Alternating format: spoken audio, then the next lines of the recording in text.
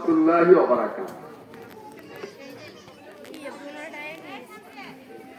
মারকাজুল উলুম দারুল কোরআন মাদ্রাসার বার্ষিক সাংস্কৃতিক অনুষ্ঠান,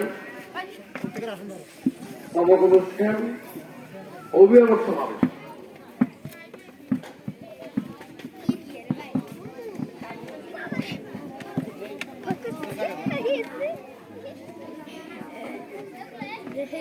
মারকাজুল উলুম দারুল কোরআন মাদ্রাসার সাংস্কৃতিক অনুষ্ঠান, অভিভাবক সমাবেশ এবং সবক অনুষ্ঠান ও পুরস্কার বিতরণ সহ এই অনুষ্ঠানে সম্মানিত সভাপতি, বরেণ্য প্রতিষ্ঠাতা পরিচালক উস্তাদুল আসাদুল্লাহ শাইখুল হাদিস আল্লামা আব্দুর রশিদ সাহেব, অতিথিবৃন্দ, অভিভাবক, পুরুষ মহিলা, শিক্ষক, এলাকার বিভিন্ন স্থান থেকে আগত দিনী ভাইয়েরা, ছাত্রছাত্রীরা, আল্লাহ তাআলা শুকরিয়া, আলহামদুলিল্লাহ বলেন আলহামদুলিল্লাহ। আমাদের সকাল থেকে অপেক্ষা কার জন্য? সন্তানের জন্য। কার জন্য অপেক্ষা?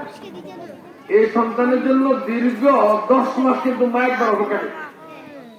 ভালো বুঝতে আল্লাহু আখরাজাকুম মিন বুতুনি উম্মাহাতিকুম লা তা'লামুনা শাইআ।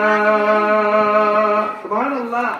তোমাদের সবাইকে আল্লাহ তোমাদের মায়ের গর্ভ থেকে এনেছেন।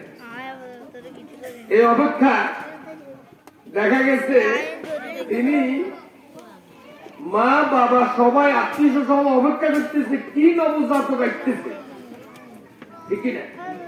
আবার অপেক্ষা করছে জমিনে আসার পরে সে কিভাবে নিজের জীবনকে গড়ছে।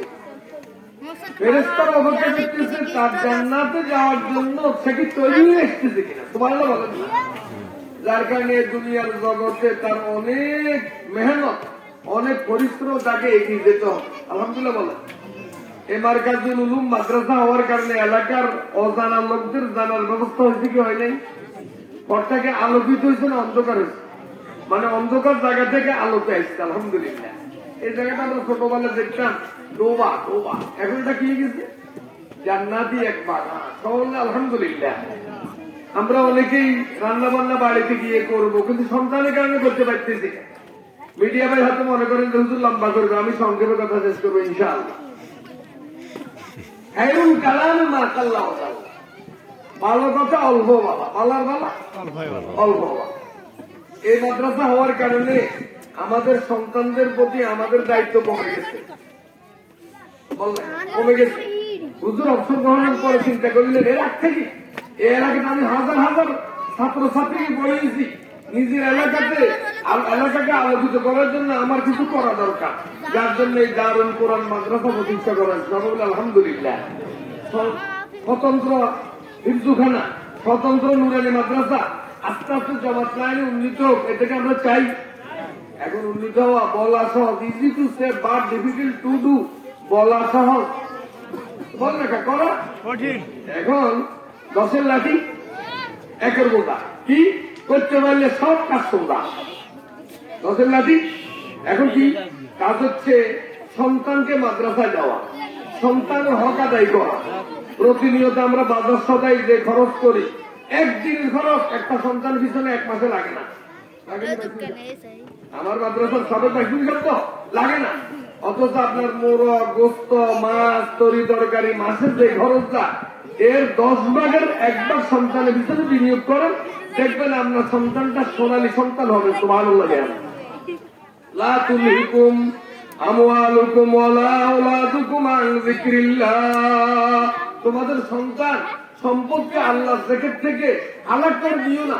এর মানে তোমার সন্তানকে মানব সন্তানে পরিণত করো। সুবহানাল্লাহ। কোন মানুষ অসুস্থ গেলে তার চিকিৎসার জন্য আমরা কি করি? টাকা খরচ করি, স্বর্ণ বিক্রি করি না, করি না? এখন স্বর্ণ দামি না মানুষ দামি? অথচ স্বর্ণ জোগাড় করার জন্য ঘরে কত কথা কেটে এত বছর আমরা সংসারে একটা স্বর্ণ জন্য ওই লোকটা যখন অসুস্থ তখন হালকা জোড়াই না স্বর্ণ কি করি এলা? কেন? ও মানব সম্পদের জন্য স্বর্ণ সম্পদ কিছুই না। অতএব আপনার সন্তান অসুস্থ হলে যেভাবে ডাক্তার দেখান, খরচ করেন, এই দারুল কোরআন মাদ্রাসা সন্তানকে দেওয়ার ক্ষেত্রে শুধু মাসিক বেতন নয়, আরো অন্যান্য খরচ আছে না নেই? যারা আজকের এই অনুষ্ঠানটা পরিচালনাতে 1 টাকা খরচ নাই। না নাই, আপনার মানুষ মেহমান যদি 10 জনাইয়ে যে খরচ 20 জনাই এর চাইতে একটু বেশি খরচ। অর্থাৎ চাইল কোকার লাগে আরো চাইল কোকা ভাড়া দিয়ে আরো 300 টাকা হইতে পারে, কিন্তু হইলে চাইল কোকার জমানটা কোথায়? এই জন্য অভিভাবকদেরকে মাদ্রাসা বার্ষিক সালানা জলসা প্রতি মাসে দান দক্ষিণা কি কমাই দেওয়া দরকার না বাড়াই দেওয়া দরকার? অজ্ঞাইয়া দৈন্য কিনতে যে আমরা কমাই দিই। আরো আলু কিনতে গেলে বাড়াই দেয় না, কইটা কই না। তাইলে এলেম অর্জনের ক্ষেত্রে তো আল্লাহ শিখে দিচ্ছে রব্বি জিদনি ইলমা, আল্লাহ এলেম কমাইয়া দেন। তাহলে মাদ্রাসার হক আদায়ের ক্ষেত্রে অভিভাবকরা কমাই দিও। এই জন্য দোয়া হচ্ছে আল্লাহুম্মা জিদনা ওয়ালা তানকুসনা ওয়াকিলনা ওয়ালা তুহিননা ওয়াকিনা ওয়ালা তাহরিমনা। আমিন কর না। আল্লাহ বাড়াই দেন, কমাই দিয়ে সম্মান করেন, অপমান করিয়ে দেন, বঞ্চিত করিয়ে তোমার আমিন করছেন। আল্লাহ এই এলাকার লোকদেরকে মাদ্রাসার প্রতি ভালোবাসা আরো বেশি জন্মাইয়ে দেওয়ার তৌফিক দাও। জন্মাবার জন্য ভালোবাসা আরো যেন তাদের বেড়ে যায়। আমিন বলে সন্তানদেরকে মায়া করবেন, উস্তাদদেরকে মায়া করবেন। হুজুর অসুস্থ চলে গেছে কবরের দ্বারে, আমি ওদের মাদ্রাসা বলছি আল্লাহ ওনাকে জাতির খেদমতের জন্য আবার কি করছে? আচ্ছা উমরা এটা করতে পারে না, আন্দোলনের দিনের কাজ করতে আল্লাহ কি দিচ্ছে? আলহামদুলিল্লাহ কষ্ট গেছে। উমরা তার যাওয়ার নিয়ত ছিল আল্লাহ কানা আপনার দ্বারা আমি অন্য কাজ আনজাম দেবো। আপাতত এবছর রাখিয়া অবস্থা যদি ওনার পরিবার আমার বোন কালতমন যাইতে পারে না, উনার একটু বেশি আসছিল হুজুর তো একবার গেছে। আল্লাহ যাওয়ার তৌফিক দেন, আমিন বলেন। আর কথা না বাড়ি এই মাদ্রাসা নতুন বছরের ভর্তি, যারা এখনো হন নাই দ্রুত ভর্তি হবে।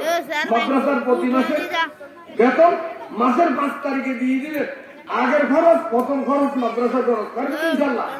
সব খরচের আগে কার খরচ পারবেন? এজন্য অতিরিক্ত এককালীন দান করবেন, মাদ্রাসার উন্নয়নে ভূমিকা রাখবেন। আল্লাহ তৌফিক দান করুন, আমিন। মাদ্রাসার আরো প্রয়োজনে আসার সুযোগ পাবো, আসবো ইনশাআল্লাহ। আমি আপনাদের সাথে সবকের কিছু কথা বলবো, আপনারা আমার সাথে বলবেন। আউযু বিল্লাহি মিনাশ শাইতানির রাজীম।